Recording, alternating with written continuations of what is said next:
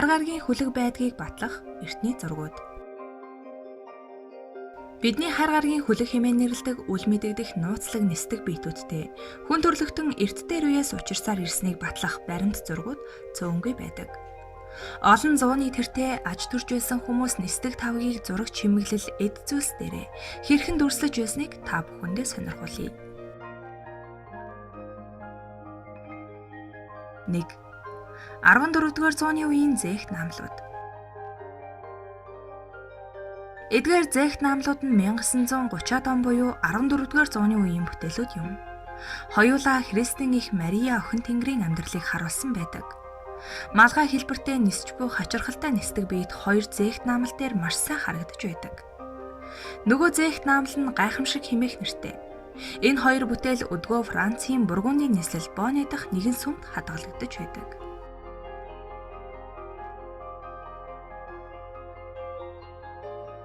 2.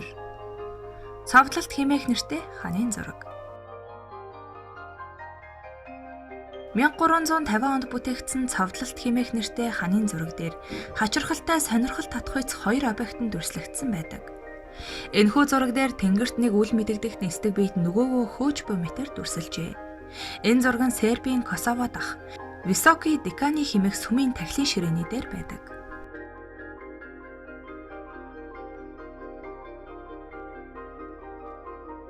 3. Ла Тибидэ хэмээх уран зураг.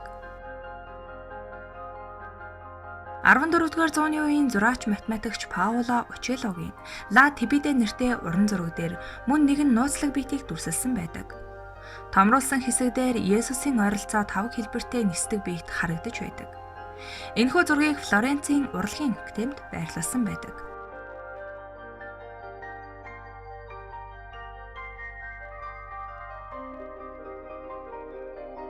4. Гиген Эмедийн тунхаг хэмээх уран зураг.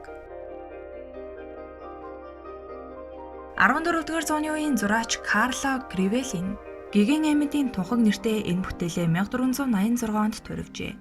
Энэ зураг дээрээс диск хэлбэртэй нууцлаг нисдэг биет Мариягийн толгой дээрх титэмдээр гэрэл тусгаж байгааг харж байна. Уг бүтээл одоо Лондоны үндэсний галерейд хадгалагдаж байдаг.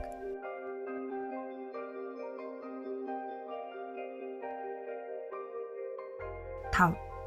Цасны гайхамшиг хэмээх уран зураг. Сэргэн мандалтын үеийн Флоренцийн зураач Массалино да Паникалийн цасны гайхамшиг нэртэй энэхүү зургийн гол хэсэгт диск хэлбэртэй учир битүүлэг нууцлаг зүйлсийг олноор дүрсэлсэн байдаг. Энэхүү бүтээл Непал дахь Каподимонте музейд хадгалагдаж байдаг.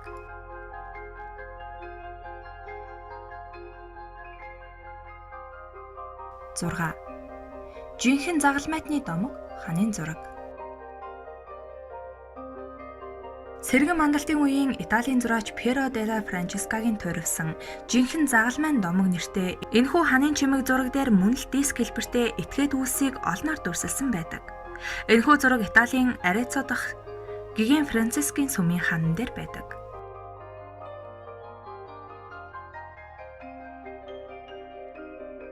7. Мадонна ба Гиген Жованнино хэмээх уран зураг.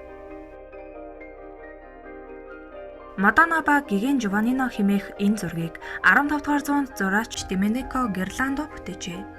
Уг бүтээлд Мариягийн мөрөн дээр диск хэлбэртэй үл мэдэгдэх нисдэг объект дүрсэлсэн байдаг. Мөн цаад хэсэгт нь томруулж харвал тэрхүү нисдэг объектыг ширтэн зогсож байгаа эрэгтэй хүн нохой хоёрыг дүрсэлжээ. Энэхүү зураг нь Флоренцид хадгалагдаж байдаг.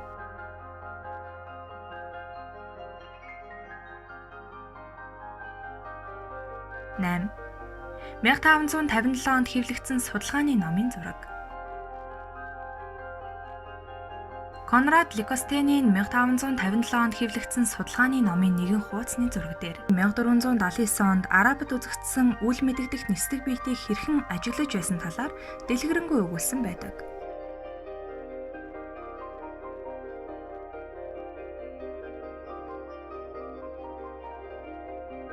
9.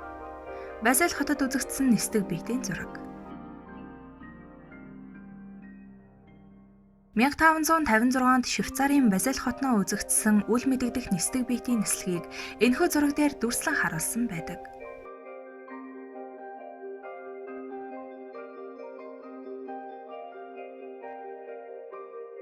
10. Ганс Глейзерийн бүтээсэн модон бар. 1561 оны 4-р сарын 14-ний өдөр Германы Нюрнберг хотноо үзэгдсэн нисдэг тавгийг Ганс Глейзер гэгч нь модон бар дээр дүрслэн болгожээ.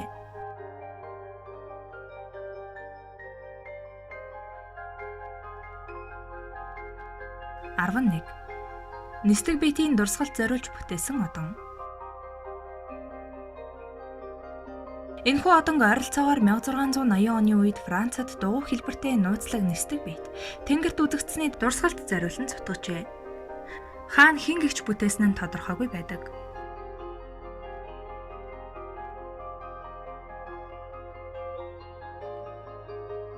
12.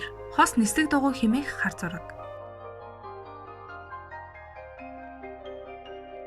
1697 онд Германы Гамбург хотын дээгүүр ниссэн дугуй хэлбэртэй нисдэг биетийг энэ зурагт дүрслэн харуулсан байдаг. Сурвалж бичихт эдгээр нисдэг биетийг хос нисдэг дугуй хэмээн тэмдэглэн үлдээсэн байдаг аж.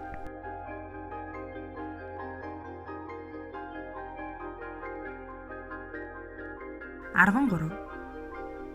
Христийн баптизм хэмээх уран зураг. Голландын зураач Арендт Гэлдрийн бүтээл Христийн баптизм хэмээх зураг дээр диск хэлбэртэй нисдэг биет Есүсийн толгой дээр гэрэл тусгаж байгаа нь харагддаг. 1710 онд бүтээгдсэн уг бүтээл Кембрижийн Фицвильям музейн үзэсгэлэнгийн танхимд дэлгэтэй байдаг.